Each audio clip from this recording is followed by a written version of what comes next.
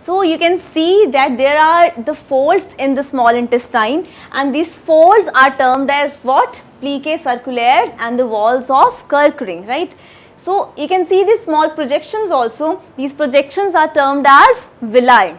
So these villi are going to increase the surface area for absorption, and this is how the network of these capillaries is there, right? We have capillaries, then we have lacteal, which is a lymphatic duct, and similarly we also have this microvilli, right? On the villi we have these projections which we call as microvilli.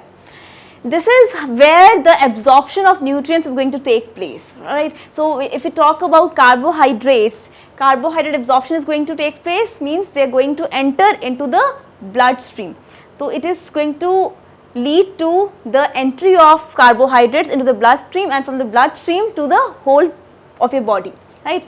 Then we have the digestion of fats also, which primarily takes place in the small intestine, and these fats are going to be digested and then absorbed into the bloodstream. As I told you, we have the network of capillaries, lacteal, right, lymphatic duct. So from this, the fats that are absorbed, they are going to enter into the bloodstream. Absorption means only that nutrients are going to enter into the bloodstream.